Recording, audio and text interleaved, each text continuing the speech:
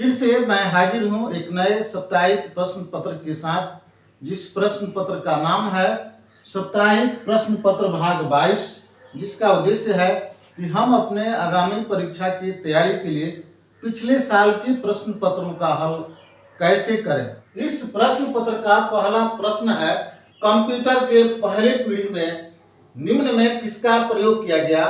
जिसका पहला ऑप्शन है आईसी चिप, दूसरा ऑप्शन है ट्रांजिस्टर, तीसरा ऑप्शन है वैक्यूम ट्यूब और चौथा ऑप्शन है माइक्रो प्रोसेसर। तो इस प्रश्न का सही जवाब है वैक्यूम ट्यूब। क्या है? वैक्यूम ट्यूब, यानी ऑप्शन सी, जिसमें वैक्यूम ट्यूब लिखा गया है।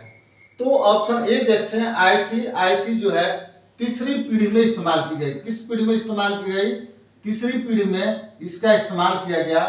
दूसरा ऑप्शन ट्रांजिस्टर, तो ट्रांजिस्टर को दूसरी पीढ़ी में इस्तेमाल की गई। तीसरी ऑप्शन है वैक्यूम ट्यूब, वैक्यूम ट्यूब को पहली पीढ़ी में इस्तेमाल किया गया।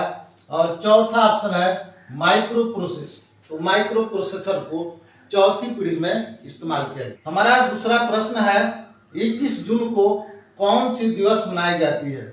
जिसका पहला ऑप्शन है विश्व साइकिल दिवस, दूसरा ऑप्शन है विश्व रक्तदान दिवस, तीसरा ऑप्शन है पर्यावरण दिवस और चौथा ऑप्शन है अंतर्राष्ट्रीय योग दिवस।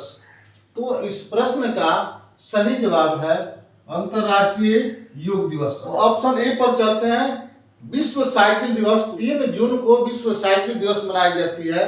ऑप्शन बी विश्व रक्तदान दिवस 14 जून को मनाई जाती है।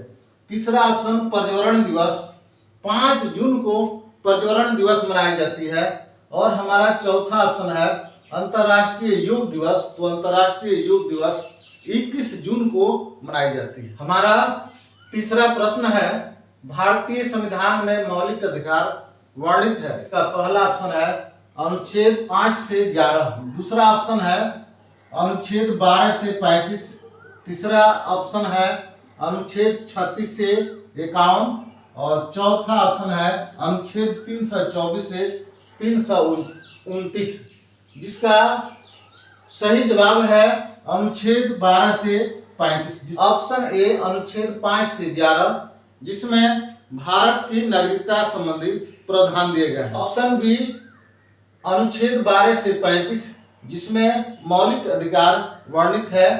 अनुच्छेद सी 36 से 51, जिसमें भारत के नीति निर्देशक तत्व दिए गए हैं। और ऑप्शन डी अनुच्छेद 324 भारत के चुनाव से संबंधित प्रावधान वर्णित है। चौथा प्रश्न है, फूल के कितने भाग होते हैं। इसका पहला ऑप्शन है 1, दूसरा ऑप्शन है 2, तीसरा ऑप्शन है 3 और चौथा ऑप्शन है 4। तो फूल के 4 भाग होते हैं। पहला अंकुड़ी, दूसरा पंखुड़ी, तीसरा पुंकेसर और चौथा स्त्री केसर। हमारा पांचवा प्रश्न है, निम्न में हड़प्पा कालीन सभ्यता नहीं है। जिसका पहला ऑप्शन है मोहनजोदड़ो, दूसरा ऑप्शन है कालीबंगा, तीसरा ऑप्शन है लोथल और चौथा ऑप्शन है हस्तिनापुर। सही जवाब जो है हस्तिनापुर होगा। ऑप्शन ए जो है, ऑप्शन ए में हड़प्पा कालीन सभ्यता थी और यह अवशेष जो है पाकिस्तान में अभी भी मौजूद है। दूसरा ऑप्शन कालीबंगा, जहां हड़प्पा कालीन सभ्यता थी और इसका अवशेष जो है राजस्थान में है। ऑप्शन लोथल, जहां हड़प्पा कालीन सभ्यता थी, इसका अवशेष जो है गुजरात में है। और तीसरा जो है हस्तिनापुर, महाभारत से संबंधित कथाएं जो है हस्तिनापुर में मौजूद है, इसके अवशेष अभी भी मौजूद है। छठा प्रश्न है, सूर्य क्या है। जिसका पहला ऑप्शन है ग्रह, दूसरा ऑप्शन तारा, तीसरा ऑप्शन उपग्रह और चौथा ऑप्शन क्षुद्र ग्रह। तो इस प्रश्न का सही जवाब है तारा, यानी सूर्य जो है वह एक तारा है। ऑप्शन ए जो है ग्रह। तो हम सभी जानते हैं कि हमारे सौर मंडल में 8 ग्रह हैं। इसमें बुध, शुक्र, शनि, मंगल, ये सब जो है ये ग्रह हैं। तारा, जिसमें सूर्य जो है वह क्या है, तो तारा है। उपग्रह चंद्रमा जो है वह एक उपग्रह है, यह पृथ्वी की उपग्रह है। और चौथा ऑप्शन क्षुद्र ग्रह यानी प्लेटो, प्लेटो जो है वह क्या है, क्षुद्र ग्रह। हमारा 7वां प्रश्न है, बिहार राज्य के किस महान पुरुष को बिहार केसरी की उपाधि दी गई, जिसका पहला ऑप्शन है जयप्रकाश नारायण, दूसरा ऑप्शन है कर्पूरी ठाकुर, तीसरा ऑप्शन है डॉक्टर श्री कृष्ण सिंह और चौथा ऑप्शन है अनुग्रह नारायण सिंह, जिसका सही जवाब है डॉक्टर श्री कृष्ण सिंह। बिहार केसरी की उपाधि से डॉक्टर श्री कृष्ण सिंह को नवाजा गया और इनका पूरा नाम जो है बिहार केसरी डॉक्टर श्री कृष्ण सिंह है।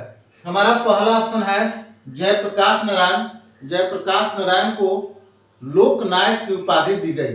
दूसरा ऑप्शन है कर्पूरी ठाकुर, जिन्हें जन नायक की उपाधि दी गई। तीसरा ऑप्शन डॉक्टर श्री कृष्ण सिंह, जिन्हें बिहार केसरी की उपाधि दी गई। चौथा ऑप्शन अनुग्रह नारायण सिंह, जिन्हें बिहार विभूति की उपाधि दी गई। हमारा 8वां प्रश्न है, 1, 9, 36, 99, 144, 225 और 324 में कौन सा गलत संख्या है, जिसका पहला ऑप्शन है 9, दूसरा ऑप्शन है 99, तीसरा ऑप्शन है 144 और चौथा ऑप्शन है 324। यहाँ 1 है, यहाँ 9 है, यहाँ 36 है, यहाँ 99 है, यहाँ 144 है, यहाँ 225 है, यहाँ 324 है। तो इसको देखने से लगता है कि इसका वर्ग किया गया है, यानी इसका वर्ग जो है इसका 1 गुना 1 बराबर 1, 1 गुना 1 बराबर 1, 3 गुना 3 बराबर 9, 6 गुना 6 बराबर 36। और यहाँ जो है थोड़ा कंफ्यूजन लग रहा है 99 में, इसका कोई वर्ग नहीं होता है।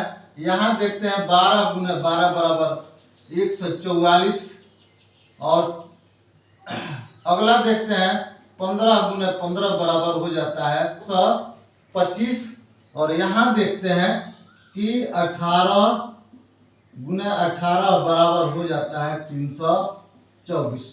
तो इसका अर्थ यह निकलता है कि हमारा जो यह 99 जो संख्या जो है वह क्या है, गलत है। तो जब यहाँ 1 हो गया, यहाँ 3 हो गया, यहाँ 6 हो गया, तो यहाँ 9 होना चाहिए और यहाँ जो होगा 9 इंटू 9, 9 गुना 9 बराबर यहाँ 9 9 81, यह संख्या जो है यहाँ 81 होना चाहिए। बी ऑप्शन हमारा गलत है और बाकी ऑप्शन जो है वह हमारा सही है। यह हमारा 9वां प्रश्न है, अफगानिस्तान देश की राजधानी कहाँ है, जिसका पहला ऑप्शन है बगदाद, दूसरा ऑप्शन है तेहरान, तीसरा ऑप्शन है काबुल और चौथा ऑप्शन है जकार्ता। तो इस प्रश्न का सही जवाब है काबुल। अफगानिस्तान की राजधानी काबुल है। बगदाद इराक की राजधानी है, तेहरान ईरान की राजधानी है, तेहरान ईरान की राजधानी है। तीसरा ऑप्शन काबुल, काबुल अफगानिस्तान देश की राजधानी है और चौथा ऑप्शन है जकार्ता, इंडोनेशिया देश की राजधानी जकार्ता है। हमारा 10वां प्रश्न है, ब्रिक्स गेम्स 2024 का आयोजन किस देश में किया जा रहा है, तो जिसका पहला ऑप्शन है भारत, दूसरा ऑप्शन है रूस, तीसरा ऑप्शन है चीन और चौथा ऑप्शन है दक्षिणी अफ्रीका। तो इस प्रश्न का सही जवाब है रूस, यानी रूस में 2024 में इस खेल का आयोजन किया गया है। तो इस प्रश्न का सही जवाब है रूस, रूस में 2024 में इस खेल का आयोजन किया गया है। पहला ऑप्शन है भारत, तो भारत में 2016 में ब्रिक्स खेल का आयोजन किया गया। दूसरा ऑप्शन रूस, रूस में 2024 में।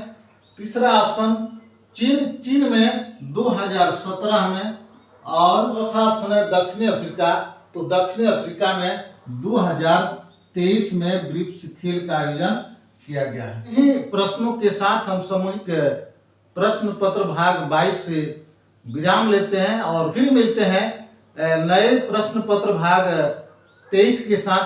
तब तक के लिए आप सभी को हमारे चैनल पर बने रहने के लिए बहुत बहुत धन्यवाद।